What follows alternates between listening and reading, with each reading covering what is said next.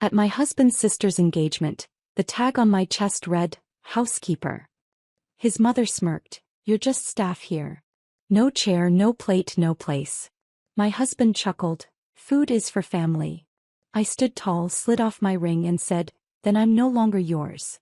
His smile vanished, but that was only the beginning.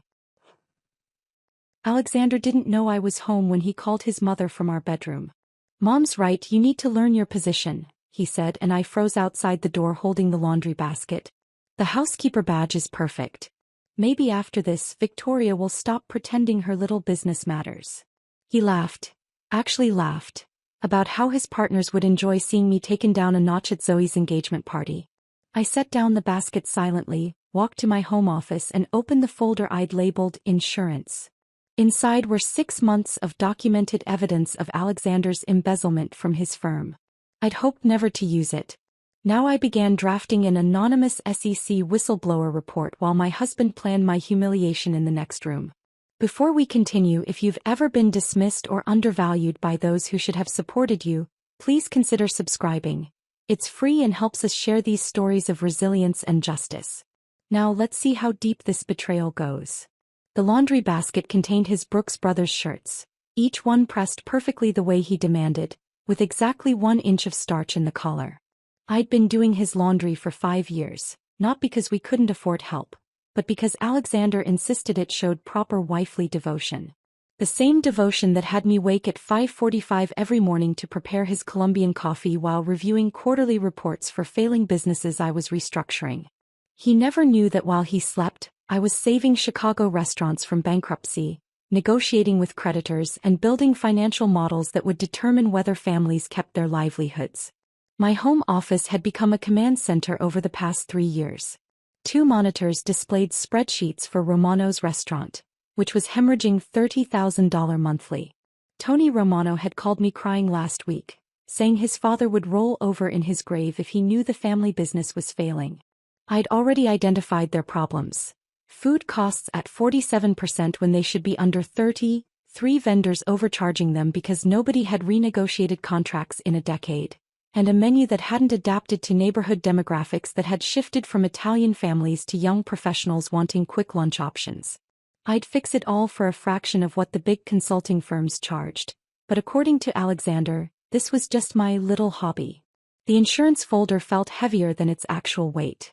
6 months ago, I'd noticed discrepancies in Alexander's home office files. He'd grown careless, leaving Lakeshore Capital documents on his desk, assuming I was too focused on my little business to understand complex financial instruments. But I understood them better than he did. Line items that didn't match. Portfolio company expenses that were actually personal charges. Investor funds diverted to accounts that traced back to Alexander's control. Classic embezzlement dressed up in private equity jargon. I'd photographed everything, created encrypted backups, and consulted quietly with Margaret Brennan, a former federal prosecutor who now handled corporate litigation. "This is criminal," she'd said simply. "When you're ready, this ends his career." I'd hoped that day would never come. Marriage meant protecting each other even from their own crimes.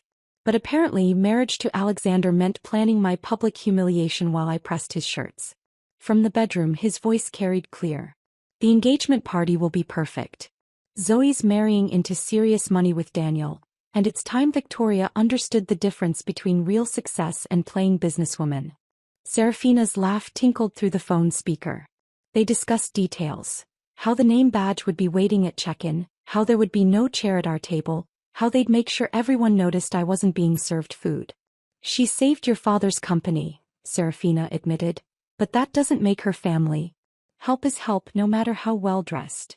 18 months ago that help had worked 16-hour days to save Hawthorne Manufacturing from bankruptcy.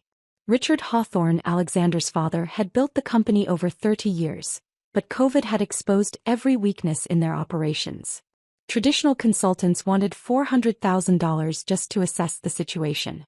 I restructured everything for $130,000, pivoting their production to ventilator components when the market demanded it, renegotiating union contracts without triggering strikes, and identifying inefficiencies that were costing them $200,000 monthly. I saved 200 jobs. Blue-collar workers with mortgages and kids in college kept their paychecks because I understood manufacturing logistics better than consultants who'd never set foot on a factory floor. Serafina had visited once during the restructuring, wrinkling her nose at the break room where I ate lunch with line supervisors. "These people," she'd said, not bothering to lower her voice. "This is so beneath the Hawthorne name." Yet the Hawthorne name only survived because I prevented bankruptcy. Thursday dinners at Serafina's Gold Coast mansion had become a masterclass in endurance. Every week at 7 p.m. sharp I arrived with homemade dessert, usually her favorite lemon tart that took 3 hours to perfect. She'd take one bite, declare it acceptable, then spend the meal dissecting my shortcomings. Victoria's keeping busy with her little consulting project, she'd tell her friends, emphasis on little and project, like I was a child with a lemonade stand. Meanwhile, Nexus Advisory had just crossed 7 figures in annual revenue. I built my company from our dining room table with $5,000 in savings and desperation that tasted metallic. 50 cold calls to failing restaurants. 49 rejections. 1 yes from Giuseppe's Pizzeria, and he only agreed because I offered the first consultation free. His daughter had rolled her eyes when I walked in. Young female, nothing like the gray-suited consultants they'd expected. But numbers don't lie. I reduced their costs by 35% without sacrificing quality, modernized their ordering system, and taught them social media marketing that brought in customers under 40 for the first time in years. Giuseppe told everyone. His cousin who owned a steakhouse. The Lebanese bakery across the street. The gastropub that was 3 weeks from closing. Within 6 months I had 8 clients. Within a year I hired James Fitzgerald from Deloitte because I couldn't handle the volume alone. Now I had 17 active restructuring projects and a waiting list of businesses willing to pay premium rates for resurrection. But to Alexander, success meant Lakeshore Capital, meant partner meetings in glass towers, meant other people's money-generating returns through financial engineering that created nothing real. My success, saving actual businesses, preserving actual jobs, was just my little project that kept me occupied while he did real business. I saved the draft of the SEC complaint and opened a new document. This one would be different. A timeline of every financial crime, every falsified document, every investor defrauded. Margaret Brennan would file it Monday morning if needed. The engagement party was Saturday. By then, Alexander would learn that some positions couldn't be taught through humiliation. Some positions were earned through competence, integrity, and the ability to destroy someone using their own crimes against them. His call ended with promises to his mother about how entertaining Saturday would be. I closed my laptop and returned to the laundry, folding his shirts with the same precision I applied to forensic accounting. Each crease perfect. Each collar exactly as he demanded. The devoted wife maintaining her perfect position while planning the complete destruction of the man who thought he could diminish her in front of Chicago's financial elite. The Housekeeper badge would be his masterpiece of cruelty. But the SEC filing would be mine. 2 weeks later, on a gray Tuesday afternoon that threatened rain, Zoe showed up at our townhouse without calling first. She stood on our doorstep with mascara streaking down her cheeks, her usually perfect blonde hair pulled into a messy bun, wearing sweatpants and a Northwestern hoodie that made her look like the college student she'd been before Daniel Morrison swept her into his world of tech startups and venture capital promises. "I think I'm making a terrible mistake," she said, and I pulled her inside before any neighbors could see a hawthorn crying in public. God forbid word got back to Serafina that her youngest daughter had shown weakness where people might witness it. We sat in my kitchen while I made tea, proper tea with loose leaves in a pot, not the bags Alexander insisted were fine. Zoe's engagement ring caught the light. 3 carats surrounded by smaller diamonds, the kind of ring that announced wealth before the wearer even spoke. She twisted it around her finger like it was burning her. "Daniel wants to get married next month," she said, her voice small. "He says there's no point waiting, that we should just do it before his company goes public. He gets angry when I suggest waiting until spring." I kept my face neutral while my mind raced. Daniel Morrison ran a fintech startup called Pure Metrics that claimed to revolutionize payment processing for small businesses. Alexander had mentioned it twice at dinner, impressed by their growth numbers. But something in Zoe's voice made my consultant instincts flare. "Tell me about the anger," I said carefully, pouring her tea. "It's not real anger. It's pressure." Like when he showed me the prenup his lawyers drafted. Apparently, I need to sign away rights to his company, any future companies, and agree to confidentiality about his business dealings. When I asked to have my own lawyer review it, he said I was being dramatic. That night after Zoe left, I did what I do best: research. Daniel's company showed impressive metrics on paper. 2 million users. 40% quarter-over-quarter growth. Partnerships with 3 major banks. But I knew how to read between the numbers. My contacts at the banks had never heard of pure metrics. The user growth followed patterns I'd seen in fraudulent companies. Too linear, too consistent, lacking the organic fluctuations of real adoption. By morning I had the truth. Daniel was inflating metrics to secure his Series B funding. The 2 million users were mostly bots. The banking partnerships were letters of intent, not actual contracts. His company was 3 months from imploding, and he needed to marry Zoe quickly to lock down her trust fund as emergency runway. I documented everything in a secure folder, but telling Zoe would require timing. She needed to discover this naturally, not have her defensive about her choices. 3 days after Zoe's visit, Serafina called my cell directly. She never called Alexander about money, only me. "Victoria, darling," she began, which meant she wanted something expensive. "There's been a small hiccup with the estate taxes from Richard's passing." Richard had been dead for 2 years. Estate taxes were long settled. "It's rather urgent," she continued. $50,000 due by month's end. My divorce settlement is tied up in some tedious legal matter. You understand how these things go. I understood perfectly. The woman who'd just posted Instagram photos from her street Bart's vacation, who'd bought a new Range Rover last month, who wore different Cartier watches to each Thursday dinner, needed $50,000 for imaginary taxes. "Of course," I said smoothly. "Send me the tax documentation and I'll handle the payment directly to the IRS." Silence. Then, "Oh, it's easier if you just transfer it to my account. I'll handle the paperwork." I agreed, transferred the money, and immediately hired a forensic accountant through my company. What he found was remarkable. During her divorce from Richard's brother William, Serafina had hidden $2.3 million in Cayman Islands accounts. She'd claimed poverty in court, walking away with massive alimony payments while sitting on a fortune that should have been split. The $50,000 I'd just sent was probably funding her next shopping spree while she played the victim of bureaucratic delays. Meanwhile, Alexander had become a ghost in our marriage. 3 months ago he'd missed our anniversary dinner, claiming an emergency with a portfolio company. I'd sat alone at Gibson's Steakhouse, watching the candle burn down while the waiter tried not to look pitying. On my birthday last month he'd forgotten entirely until his assistant reminded him at 4 p.m., then he'd sent grocery store flowers with a generic card. But the Friday meetings were what really told the story. Every Friday for 3 months, Alexander had emergency partner meetings at the Palmer House Hotel. He'd leave his phone in the car, claiming the partners demanded complete focus. He'd return smelling of perfume that wasn't mine, Chanel No. 5, expensive and cliché. His collar would have makeup traces he'd tried to wipe away.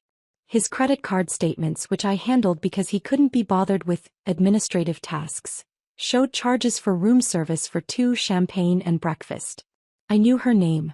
Rebecca Lansing, senior associate at Lakeshore Capital, Harvard MBA, engaged to someone else but apparently flexible about exclusivity.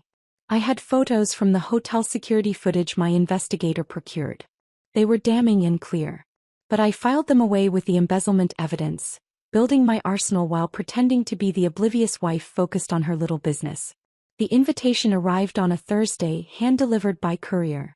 Gold embossing on cream cardstock so thick it could stand on its own. "The honor of your presence is requested at the engagement celebration of Zoe Elise Hawthorne and Daniel Morrison. Addressed to Mr. Alexander Hawthorne. Only him."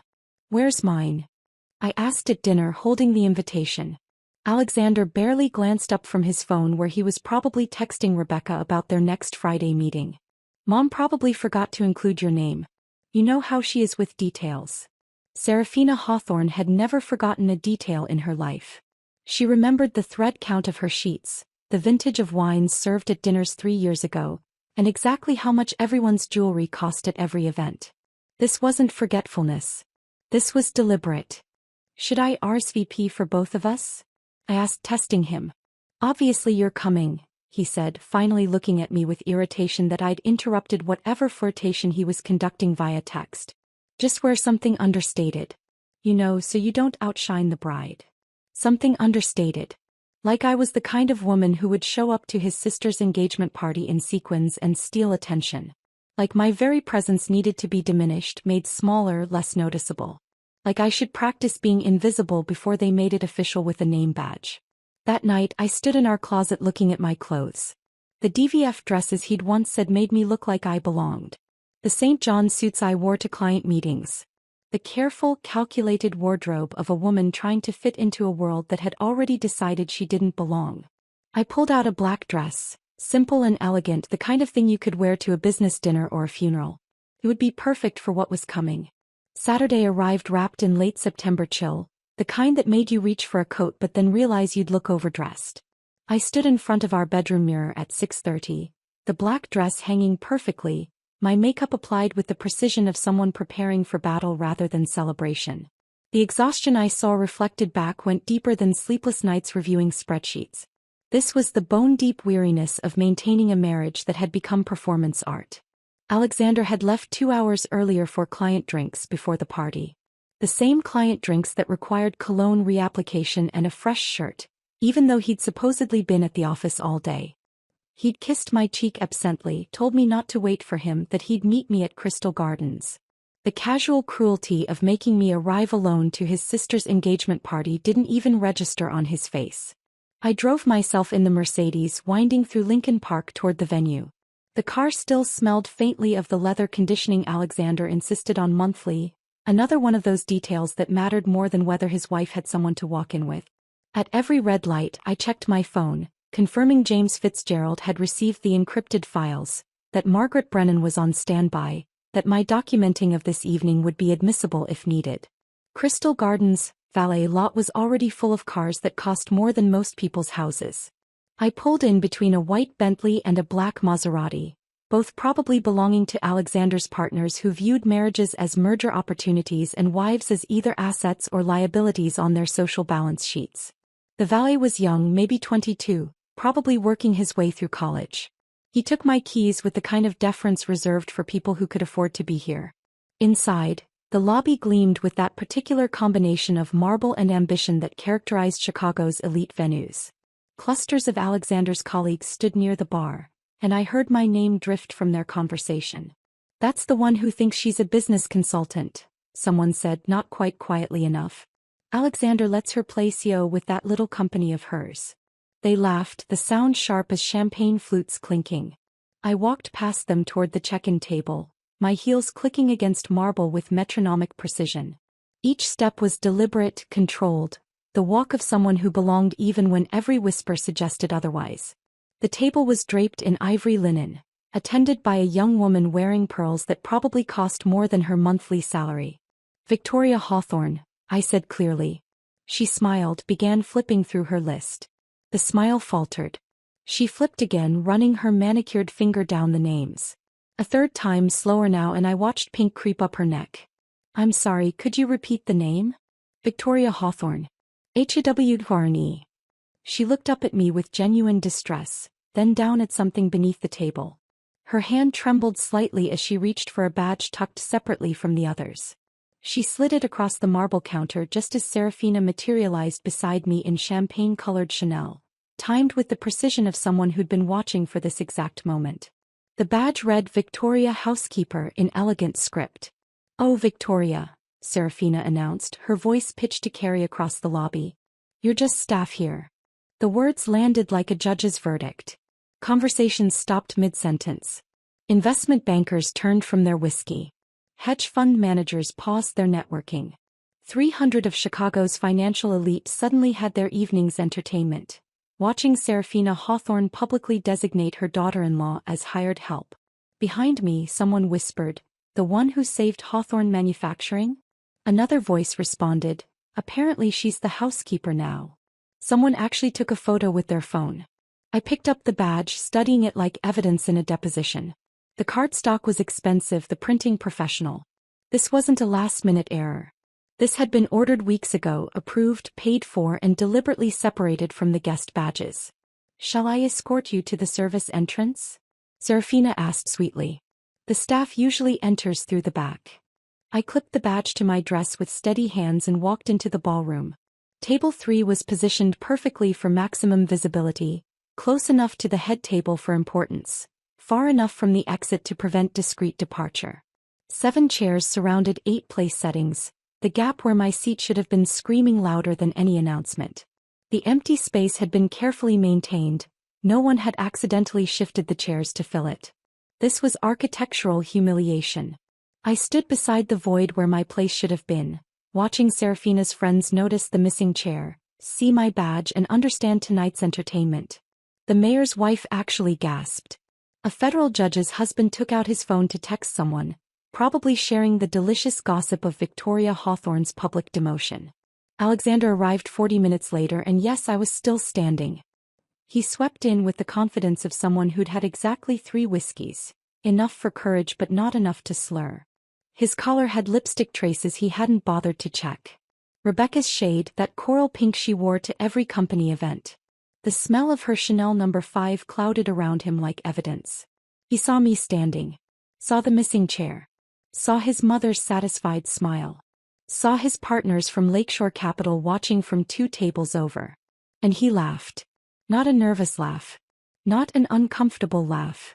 A genuine, amused laugh like someone had told a particularly clever joke. "Relax, Victoria," he said, reaching for the wine already poured at his place setting. "Food is for family. Food is for family." 5 years of marriage, 3 years of building a company that saved businesses, 18 months ago rescuing his father's entire manufacturing legacy, and I wasn't family enough for a chair. For a plate. For basic dignity in front of people whose respect he desperately craved. I felt that crystalline moment of clarity that comes when a marriage dies. Not the slow death of falling out of love, but the instant death of realizing you were never loved at all. I was an accessory that had become inconvenient, a supporting actress who'd forgotten she wasn't supposed to have her own storylines. I reached for my wedding ring, the 2-carat diamond Alexander had chosen to impress his partners rather than please me. The metal was warm from my skin, familiar after 5 years of never taking it off. I pulled it off with deliberate slowness, letting the overhead lights catch every facet of the diamond. The movement drew attention. Conversations at nearby tables stopped. Someone actually set down their fork mid-bite. I placed the ring on the white tablecloth with a precision that made the soft click echo. The sound carried further than it should have, silencing tables in expanding ripples like dropped stones in still water. "Then I'm no longer yours," I said, my voice clear and carrying. Alexander's laugh died. His face went through a series of expressions, confusion, embarrassment, then the dawning realization that I was serious. That his wife had just removed her wedding ring in front of Chicago's entire financial ecosystem. That the woman he designated as the housekeeper had just quit her position. I turned and walked toward the exit, my heels marking each step against the marble. Behind me, chaos erupted, chairs scraping, voices rising, Serafina's sharp, "Alexander, do something." But I didn't turn around. 300 members of Chicago's elite would remember this night, would tell the story at other parties, would wonder what kind of man laughed while his wife stood without a chair. They thought they'd witnessed the culmination. They were wrong. This was just the opening act. The parking garage at Crystal Gardens was eerily quiet after the chaos I'd left behind. My hands were steady on the Mercedes steering wheel, steadier than they'd been in months of pretending everything was fine. I pulled out my phone and called James Fitzgerald. 3 rings. He picked up even though it was nearly 9 on a Saturday night. "Execute Project Revelation," I said without preamble. There was a pause, just a heartbeat, then his voice came through clear and professional. "Confirming execution of Project Revelation. Asset freeze protocols initiating now. Document preservation complete. SEC filing prepared for submission." 6 months ago, I'd sat in James's office with a banker's box of evidence. Copies of Alexander's doctored reports, diverted funds, investor money traced to personal accounts. James had reviewed everything with the thoroughness of someone who'd spent 10 years at Deloitte before joining my firm. "This is prison-level fraud," he'd said quietly. We'd built Project Revelation that day. A complete response plan for when, not if, Alexander's betrayal became unbearable. "The accounts will be frozen within the hour," James continued. Our forensic accountant has everything documented. Margaret Brennan has been notified. I drove home through the quiet streets of Lincoln Park, passing houses where normal families were having normal Saturday nights. No public humiliation. No housekeeper badges. No missing chairs at family tables. The townhouse was dark when I arrived. Of course Alexander hadn't come home. He was probably still at Crystal Gardens, trying to explain to his partners why his wife had just staged a public separation at a society event. I poured myself exactly 1 glass of wine and opened my laptop in the home office. The SEC's whistleblower portal loaded slowly, like it was giving me time to reconsider. I didn't need time. Each file I uploaded was tagged meticulously: Lakeshore Capital Fund 3 misallocation, personal expense documentation, falsified portfolio company reports. 27 files in total, each one a nail in the professional coffin Alexander had built himself. My phone buzzed. Alexander. I let it ring through to voicemail. Then again. And again. By the 5th call I was curious enough to check the caller ID. Different numbers, his office line, his cell, the partner's conference room. By midnight I had 17 missed calls. I finally listened to the voicemail he'd left after attempt number 12. Victoria, this is ridiculous. Whatever point you're trying to make, you've made it. Call me back. His voice was controlled, lawyerly, the tone he used with difficult clients. The 13th call's message was different. We need to discuss this rationally. You're emotional. Let's talk through whatever's bothering you. By the 16th message, desperation had crept in. The partners are asking questions. Do you understand what you're doing? You're destroying everything we've built. Everything we've built. As if he'd contributed anything to my company beyond condescension. As if his embezzlement and affairs were building rather than destroying. At 5:30 Sunday morning my doorbell rang. Margaret Brennan stood on my porch in a pristine suit despite the ungodly hour, carrying a leather briefcase that probably cost more than most people's rent. She'd driven straight from her Lake Forest home after James's call. Let's review your options, she said, spreading manila folders across my dining room table like she was dealing cards in the world's highest stakes poker game. The first folder contained Alexander's greatest hits of infidelity. Photos from the Palmer House Hotel, time-stamped credit card receipts, sworn affidavits from hotel staff who'd been paid to look the other way. Rebecca Lansing featured prominently, but she wasn't alone. There was Jennifer from the Hong Kong trip. Maria from the Miami conference. Each documented with the precision of someone building a case. The prenuptial agreement's infidelity clause is ironclad, Margaret explained, tapping a specific paragraph with her manicured nail. Full forfeiture of marital asset claims, plus damages for reputational harm. He gets nothing from your company, nothing from your accounts, and he owes you compensation. The second folder was even more damaging. Lakeshore Capital's fraudulent fund allocations laid out in spreadsheet clarity. Investor money diverted to personal accounts, then cleverly disguised as portfolio company expenses. Classic embezzlement wearing a private equity costume. This is federal crime territory, Margaret said quietly.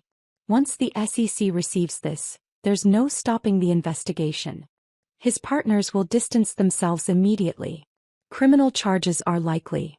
The third folder contained my nuclear option, Serafina's hidden offshore accounts. $2 million that should have been split in her divorce, hidden in the Caymans while she cried poverty to the court. Her ex-husband's attorney would find this very interesting, Margaret noted. The clawback provisions alone would bankrupt her. We worked through each document, each strategy, each potential outcome. Margaret had the kind of thorough preparation that came from 20 years of destroying wealthy men who thought they were untouchable. By the time she left at noon, I had a clear path forward. It would be brutal, methodical, and entirely legal. That evening, still Sunday, my phone rang with a number I didn't recognize. I almost didn't answer, then noticed the 847 area code. Northwestern University. Victoria. The voice was small, scared. It's Zoe. I'm in your lobby. Can I come up? She stood at my door 5 minutes later looking destroyed. Pajama pants under a Northwestern sweatshirt, no makeup, mascara streaks still visible from crying. In her hands she clutched printed pages with highlighting and handwritten notes in the margins. I researched Daniel's company, she said, her voice barely above a whisper. After what you said about checking things, the numbers don't add up. I made tea while she spread her research across my kitchen counter. She'd done good work, better than I'd expected from someone with no financial background. User growth charts that showed impossible patterns. Partnership announcements that led to dead websites. Employee LinkedIn profiles for people who didn't exist. It's all fake, isn't it? She asked, looking at me with eyes that already knew the answer. We sat on my kitchen floor, backs against the cabinets, sharing tea and truth. I explained how I'd discovered the fraud, why I'd waited to tell her, how Daniel was using their engagement to access her trust fund before his company collapsed. You were protecting me, she said slowly. While Mom was calling you the housekeeper while Alexander was. She trailed off, fresh tears starting. You were the only one who was ever kind to me, I told her honestly. When I married Alexander, you welcomed me. You never made me feel like I didn't belong. You were the only one who actually acted like family, she whispered. We talked until nearly midnight, planning how she'd confront Daniel, how she'd protect herself legally and financially. I gave her Margaret Brennan's card, promising to cover the legal fees myself. When she finally left, she hugged me with the desperation of someone who just realized how alone she'd been in her own family. I stood in my empty townhouse afterward, surrounded by the evidence of systematic betrayal and calculated cruelty. Tomorrow the documents would be filed. The accounts would be frozen. The investigations would begin. The Hawthorne family empire would start its collapse. But tonight, in my kitchen with Zoe, I'd remembered why I was doing this. Not just for revenge, though that would be satisfying. But because someone had to protect the people they claimed to love while destroying. Someone had to be the family they pretended to be. Monday morning arrived with the kind of crisp autumn air that made everything feel sharper, clearer. I was already at my desk when the first domino fell at exactly 8 o'clock. My phone buzzed with a voicemail notification from a number I knew well, Serafina's private line. I played it on speaker while reviewing my morning emails. You vindictive little nobody. Her voice crackled through the speaker, high-pitched and frantic. How dare you? Do you have any idea what you've done? William's attorney just served me papers. They know about the Cayman accounts. They know everything. The message continued for 3 more minutes, alternating between threats of legal action and desperate attempts at negotiation. She used words I'd never heard from her perfectly painted lips before. The polished Gold Coast matron had cracked completely, revealing the desperate woman underneath who'd hidden $2 million while claiming she couldn't afford groceries during her divorce. I deleted the voicemail and opened an email from Margaret Brennan. The subject line read simply, "Clawback initiated." William's attorney had filed emergency motions that morning. Serafina's accounts were frozen pending investigation. She owed $800,000 in penalties plus the original $2 million she'd concealed. Her Range Rover would be repossessed by week's end. At 9:15 my phone rang. James Fitzgerald calling from his car. You need to see something, he said without greeting. Check your email. Security footage from Lakeshore Capital just leaked. The video was grainy but clear enough. Alexander in his corner office at 7:43 that morning, reading something on his computer screen.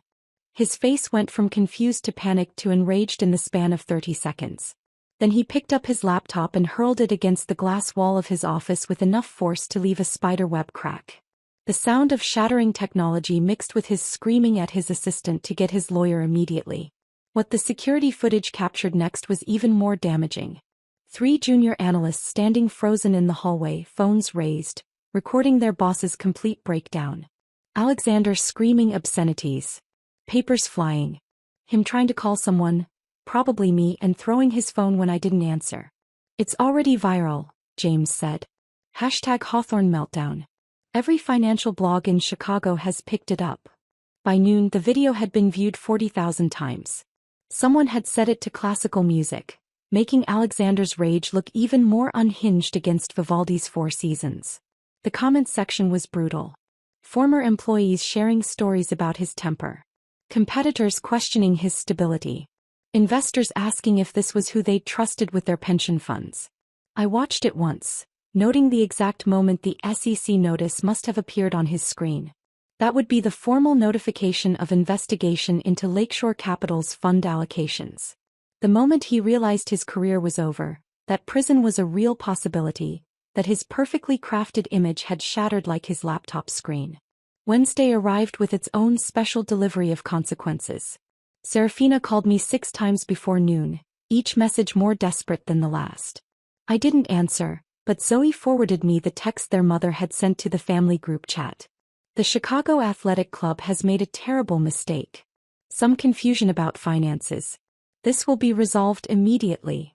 But there was no confusion. The club had suspended her membership pending resolution of her legal troubles. The same establishment where she'd held court for 20 years, where she'd served on committees and organized galas, had politely but firmly exiled her. Her Wednesday tennis partner, Dorothy Whitfield, had reportedly walked past her in the lobby without acknowledgement. The same woman who'd been Serafina's maid of honor at her wedding to William now pretended they'd never met. Zoe called me that afternoon, her voice a mixture of shock and something close to satisfaction. Mom showed up for her tennis match and they had her locker contents boxed in the lobby, she said. Security escorted her out. Everyone saw. Mrs. Chin actually took a photo. The mighty Serafina Hawthorne, reduced to carrying a cardboard box of tennis whites and designer athletic wear through a lobby full of people she'd once considered beneath her notice. The Chicago Society pages would feast on this for months. Thursday brought an unexpected visitor. James arrived at my home office with a folder and an expression I'd learned to recognize. He'd found an opportunity in chaos. Crystal Gardens is in trouble, he said, spreading financial statements across my desk. The venue's hemorrhaging money. Bad management, worse contracts. They're looking for a buyer before they go under. I studied the numbers. The same venue where I'd been labeled the housekeeper was now begging for rescue. The irony was delicious enough to taste. How much? I asked. They're asking $2 million. They'll take $800,000 cash. 40 cents on the dollar. We could run it through the shell company, make it a Nexus Advisory acquisition. $800,000 to own the site of my humiliation. To control the space where 300 people had witnessed my degradation. To ensure no one else would ever endure what I had experienced there. Draw up the papers, I said without hesitation. James smiled, the kind of expression that reminded me why I'd hired him from Deloitte. He understood that revenge was just business by another name. I've already started. We can close by month's end. Full transfer of assets, including their existing event contracts. Serafina's charity gala is booked there for December. The charity gala. Serafina's crown jewel event, the one she spent all year planning, where she proved her social relevance by raising money for causes she couldn't pronounce correctly. She'd already sent invitations. The deposits were paid. And soon I'd own the venue. We'll honor existing contracts, I said carefully. With some modifications to policies. James raised an eyebrow. Modifications. You rules. No degrading name badges. No missing chairs. No class distinctions in service. Everyone who enters gets treated with equal dignity. And Serafina's gala? Will proceed as planned. She'll just have to follow the new policies. And perhaps we'll display the venue's ownership prominently. You know, for transparency. That afternoon I signed the initial papers while thinking about the badge that still sat in my desk drawer. The one that read Victoria Housekeeper. Soon I'd own the building where that humiliation occurred. I'd control the space where Alexander laughed at my missing chair. I'd decide who was welcome and who wasn't. The acquisition documents felt heavier than their actual weight, loaded with the promise of transformation. Crystal Gardens would become something different under my ownership. A place where respect wasn't determined by bank accounts or bloodlines. Where every person who entered would be treated as equally valuable. Where no one would ever stand beside an empty chair while their spouse laughed. As James gathered the papers to file with our attorneys, my phone buzzed with a text from an unknown number. I opened it to find a message from Rebecca Lansing, Alexander's mistress. He's been calling me non-stop. Begging for help. I thought you should know I'm testifying to the SEC tomorrow. I kept records of everything. The gifts, the trips, all paid with investor funds. I'm sorry. I should have said something sooner. Even his mistress was abandoning ship. The dominoes weren't just falling anymore. They were accelerating, each collapse triggering the next with beautiful precision. I stared at Rebecca's text for a moment longer before setting my phone aside. Tomorrow she would testify to the SEC, and Alexander's last potential lifeline would be severed. The irony that his mistress would show more integrity than he ever had wasn't lost on me.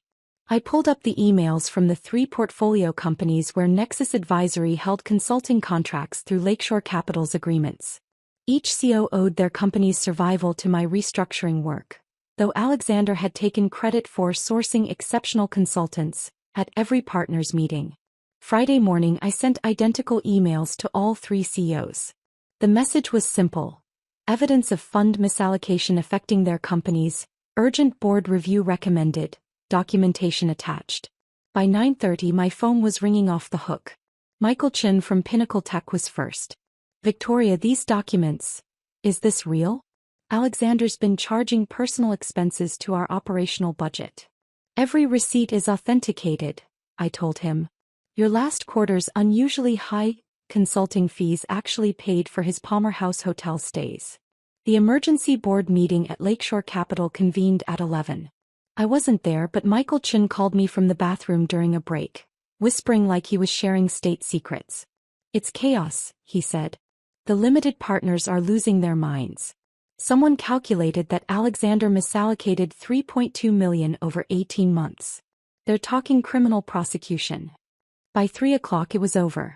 Alexander was placed on indefinite leave, his equity stake frozen pending investigation, and his company access revoked immediately.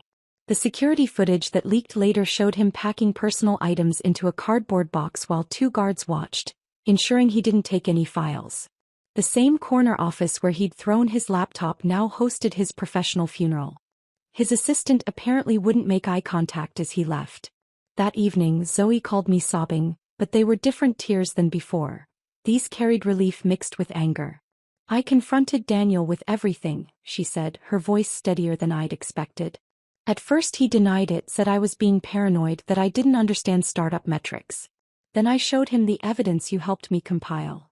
She described how Daniel had crumbled completely, falling to his knees in their Lincoln Park apartment, admitting he'd inflated Pure Metrics user numbers by 90%. The 2 million users were mostly bots he'd purchased from a Romanian developer. The banking partnerships existed only in draft proposals. Everything was designed to secure funding before the truth emerged. He kept saying he could make it right, Zoe continued, disgust creeping into her voice. As if fraud could be fixed with good intentions. He actually suggested we get married quickly so I couldn't testify against him. She'd ended the engagement via group text to avoid individual confrontations with people who'd only befriended her for her trust fund. The message was brief: wedding's off. Please don't contact me. Her phone had exploded with messages ranging from fake concern to angry demands for explanation. She'd blocked them all. You saved me from becoming a federal defendant's wife, she said quietly. From visiting him in prison, from having my assets seized, from losing everything to his crimes. At 2 a.m, my doorbell camera detected motion. The alert on my phone showed Alexander standing on my porch, swaying slightly. His Brooks Brothers suit, usually pristine, was wrinkled and stained. His tie hung loose around his neck. He looked like what he was, a man whose entire world had collapsed in less than a week. Victoria, he shouted loud enough to wake neighbors.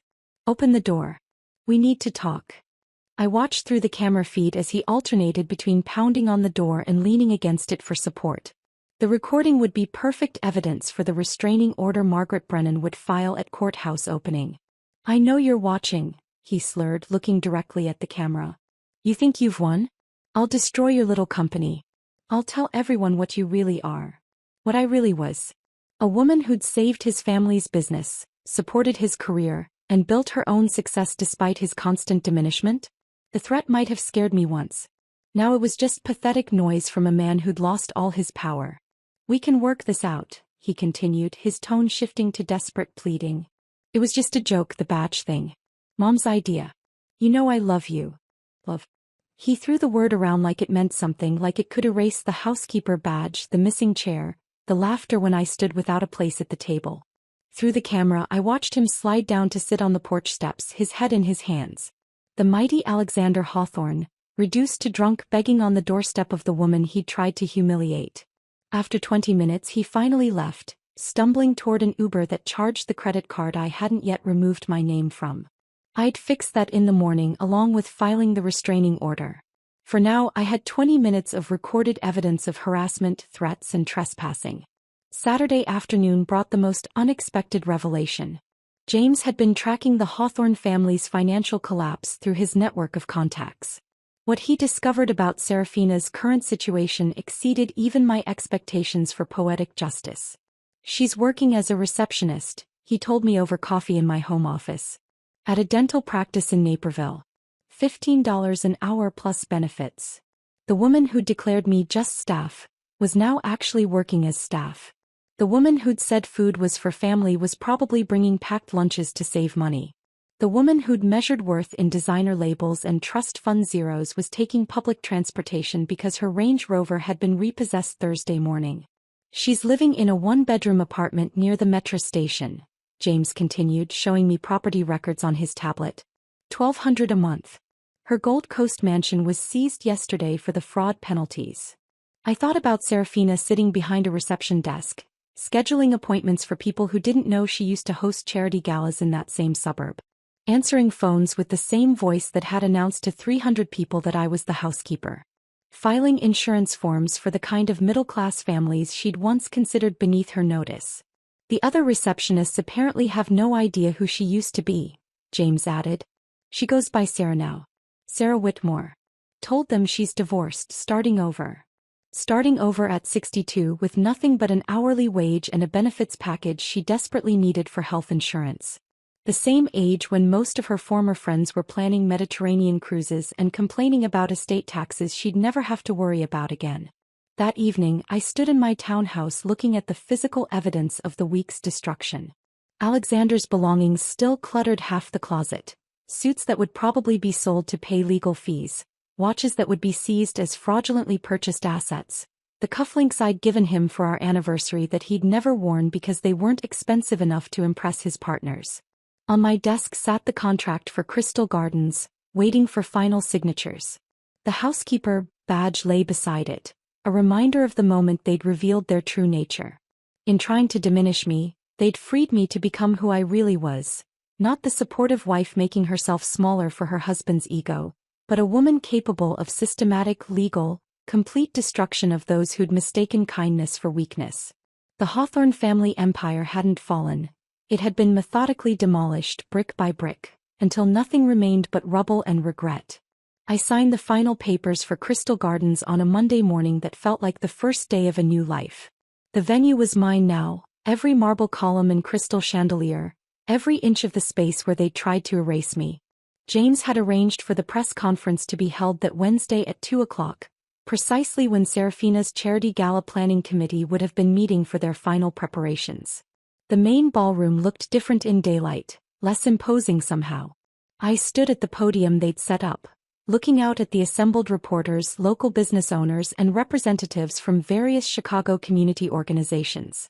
The same room where I'd been denied a chair now held 50 people who'd come to hear my vision for the venue's future. Crystal Gardens will operate under new principles, I announced, my voice steady and clear through the microphone. Effective immediately, we're eliminating all hierarchical seating arrangements and demeaning identification practices. Every guest, regardless of their bank account or bloodline, will be treated with equal dignity and respect. I held up a sample of our new name badges. Simple, elegant, just names without titles or designations. No one would ever be labeled as housekeeper or staff or anything designed to diminish them. Additionally, I continued, we're launching the Community Celebration Initiative. Once monthly, Crystal Gardens will be available free of charge to immigrant families celebrating milestones, weddings, graduations, citizenship ceremonies. Because everyone deserves a beautiful space for their important moments, not just those born into privilege. A reporter from the Tribune raised her hand. Mrs. Hawthorne, what about existing bookings? We understand there was a major charity gala scheduled for December. All existing contracts will be honored with our new policies in place, I said carefully. However, any events that cannot comply with our standards of equal treatment will need to find alternative venues. We've already issued full refunds where necessary. Serafina's gala, the crown jewel of her social calendar, was officially dead. Her deposit had been returned that morning, along with a polite note explaining that Crystal Gardens could no longer accommodate events that practiced social stratification. The woman who'd orchestrated my humiliation would have to find somewhere else to pretend she still mattered to Chicago society. As the press conference ended, my phone buzzed with a call from Margaret Brennan. The federal investigation had released its findings that morning. Alexander's crimes were worse than even I had documented. $3.2 million embezzled over 18 months, systematically stolen from investors who'd trusted him with their retirement funds and college endowments. "They're seizing everything," Margaret explained. "The townhouse goes to auction next month. Both Porsches, the boat he kept at Belmont Harbor, even his watch collection. The Patek Philippe he wore to show off at partner meetings? It was purchased with stolen funds. The townhouse where I'd made his coffee every morning, where I'd pressed his shirts while he planned my humiliation, would be sold to the highest bidder. His precious vintage Porsche 911, the one he spent weekends polishing while I saved failing businesses, would end up in someone else's garage. Every symbol of his success was being stripped away, revealing the fraud beneath the facade. His legal defense is costing $400,000 and climbing," Margaret continued. "The family trust his grandfather established is nearly depleted. There won't be anything left for appeals." That afternoon, an unexpected email arrived from Helena Morrison, senior partner at Lakeshore Capital. She wanted to meet privately away from the office at a quiet coffee shop in Wicker Park. I almost declined, then curiosity won. Helena looked older than she had at the engagement party, stress lines evident despite her careful makeup. She stood when I arrived, a gesture of respect she wouldn't have offered 2 weeks ago. "I owe you an apology," she said without preamble. "I suspected Alexander was misallocating funds 6 months ago. Small discrepancies, nothing I could prove. I should have investigated harder." She slid a folder across the table. Inside were contact information for 12 CEOs in her network, all running companies that needed restructuring expertise. "These executives value integrity over connections," she said. "They need someone who can save their businesses without destroying their employees' lives. I've already made the introductions. They're expecting your calls." 3 of those calls resulted in immediate contracts worth over 7 figures each. Within a week, Nexus Advisory had more work than we could handle, requiring me to hire 6 new consultants to manage the overflow. We were no longer my little business, but Chicago's premier restructuring firm, sought after by companies that wanted honest solutions rather than financial engineering tricks.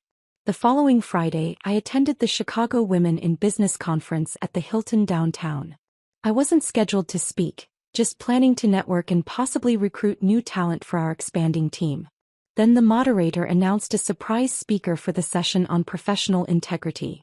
Zoe walked onto the stage wearing a simple black suit, her hair pulled back, looking nothing like the girl who'd cried in my kitchen about her rushed engagement. She commanded the podium with newfound confidence.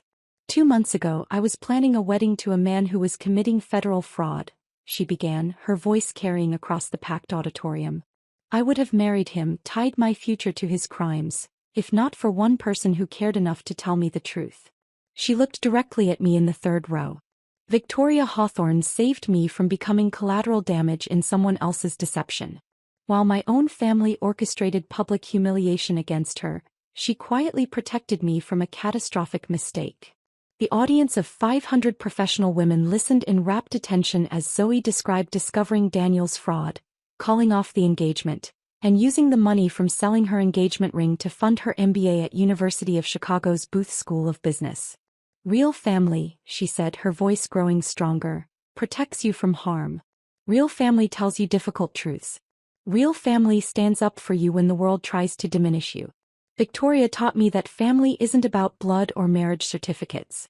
It's about choosing to protect people even when they're connected to those who've hurt you." The applause was thunderous. Women throughout the auditorium stood, recognizing something universal in the story of being underestimated, dismissed, and ultimately triumphant. I hadn't sought this recognition, hadn't wanted public vindication, but sitting there watching Zoe claim her own power, I felt something release in my chest that I hadn't realized I'd been holding. After the conference, Zoe found me in the lobby. She hugged me with fierce gratitude, then pulled back to show me her laptop screen. "Look," she said, pointing to an email. I got accepted to the Booth Scholars Program. Full scholarship based on my essay about recognizing and escaping financial fraud. They want me to help develop a new curriculum on ethical business practices. The girl who'd been marrying for status was now building a career on substance. The woman who'd been passive in her family's cruelty had found her voice. The sister who'd stood by while I was humiliated had become the only family worth claiming. That evening I stood in Crystal Garden's main ballroom, now empty except for the maintenance staff preparing for tomorrow's event. A citizenship ceremony for 30 immigrant families who would celebrate in the space where I'd been told I wasn't family enough for a chair. The bitter irony had transformed into something sweeter, something that tasted like justice served at exactly the right temperature. The maintenance staff had finished their preparations, leaving Crystal Gardens pristine for tomorrow's citizenship ceremony. I walked through the quiet ballroom, my footsteps echoing against marble that held different memories now. Exactly 1 year had passed since the engagement party, since the night they'd tried to erase me with a missing chair and a degrading badge. Tonight I would host my own gathering in this same space, but this time, every chair would be filled with people who understood that worth wasn't measured in trust funds or family names. James arrived first, carrying a bottle of wine from Giuseppe's private collection. The pizzeria owner I'd saved 3 years ago insisted on sending his best vintage when he heard about tonight's dinner. Margaret Brennan came next, having driven straight from court where she'd been defending another whistleblower against corporate retaliation. Tony Romano brought homemade tiramisu from his restaurant, the one that would have closed without my intervention. Lisa Chong, who owned the Chinese restaurant on North Avenue that I'd restructured last year, arrived with her daughter who'd just graduated from Northwestern thanks to the business staying afloat. And then Zoe walked in, transformed from the girl who'd cried in my kitchen to a confident woman carrying herself like she belonged anywhere she chose to be. She wore a simple navy dress, no designer labels necessary to announce her worth. 1 year, she said, looking around the ballroom. Hard to believe this is where it all started falling apart. Or maybe where it all started coming together. We sat at a round table I'd deliberately chosen. No head, no hierarchy, just equals sharing a meal. The conversation flowed naturally, stories of businesses saved and families preserved, of second chances and new beginnings. Tony's son had taken over the restaurant and was innovating the menu while keeping his grandmother's recipes. Lisa's expansion to a second location was ahead of projections. The laughter was genuine, born from shared struggles and mutual respect rather than nervous networking. To resilience, James raised his glass. And to Victoria, who showed us that being dismissed as just staff can be the beginning of becoming indispensable. After dinner, I drove to my new office in the West Loop, a space I'd chosen specifically because it wasn't in the financial district where Alexander's former colleagues congregated. The building was modern but approachable, glass and steel softened by exposed brick and warm lighting. My office occupied the corner of the 3rd floor, with windows facing west toward neighborhoods full of small businesses that needed saving. On the wall between my MBA diploma from Kellogg and the framed first check from Giuseppe's, my first paying client, hung the Housekeeper badge. I'd had it professionally mounted with museum-quality glass, the cream cardstock preserved perfectly, the elegant script still clear, Victoria Housekeeper. Every struggling business owner who sat across from my desk could see it. When they asked, which they always did, I told them the story. How the badge meant to diminish me had become my motivation. How being labeled staff had freed me to stop seeking approval from people who would never give it. How the greatest strength sometimes came from those others dismissed as unworthy. It reminds me, I would tell them, that your current circumstances don't define your future capabilities. That badge was supposed to be my designation. Instead, it became my declaration. The following morning, Margaret Brennan called with Alexander's latest communication. He'd sent a letter through his court-appointed attorney, since he could no longer afford private counsel. Margaret read it to me over the phone, her voice carrying subtle amusement at its contents. Dear Victoria, it began. I'm writing from Milwaukee where I've taken a position as a junior analyst with Midwest Financial Services. It's a small firm, but they were willing to overlook certain past difficulties. I live with my parents now in the house where I grew up. It's humbling but perhaps necessary. The letter went on for 2 pages, weaving between self-pity and revisionist history. He claimed the engagement party incident was misunderstood, that the name badge was an unfortunate error, that his mother had acted without his knowledge. He begged me to consider dropping the charges, though we both knew criminal prosecution was beyond my control now. Federal investigators didn't care about personal forgiveness. How should I respond? Margaret asked. One word, I said. No. She laughed. I'll draft something appropriately brief. That evening I stood in my Lincoln Park penthouse as dawn painted Lake Michigan in shades of rose and gold. I wore flannel pajamas and thick socks, comfort clothes that would have horrified Serafina with their lack of designer labels. No one was watching, no one was judging, no one was measuring my worth by my appearance. My laptop sat open on the kitchen counter, displaying expansion plans for Nexus Advisory's second office in Detroit. We'd identified 40 struggling businesses there that could benefit from our restructuring expertise. The city that others had written off as dying was full of entrepreneurs who refused to give up, who just needed someone to show them how to cut the right costs and keep the right people. I thought about the empty chair at that table 1 year ago, the space where I was supposed to sit but wasn't welcome. At the time, it had felt like erasure, like being written out of my own life story. Now I understood it differently. That empty chair hadn't been an absence. It had been an opening.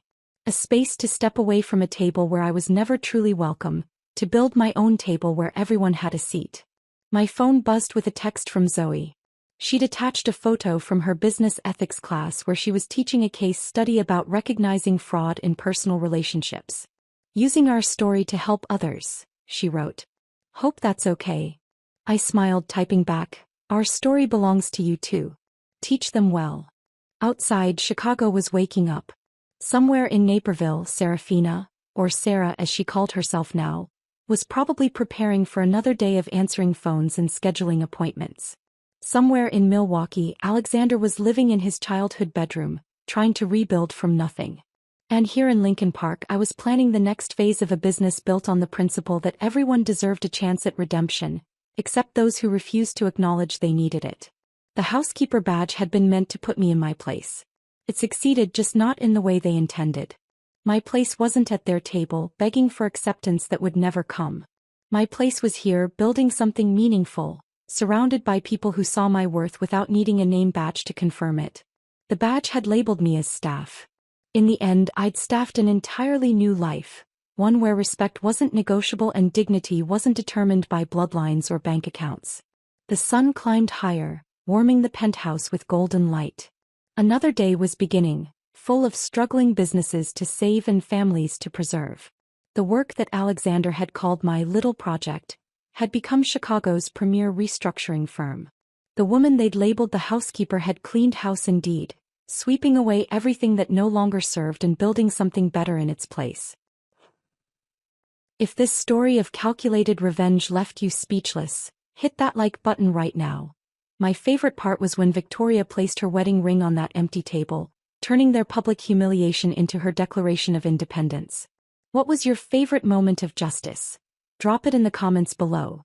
Don't forget to subscribe and ring that notification bell to catch more gripping stories of betrayal, resilience, and ultimate triumph.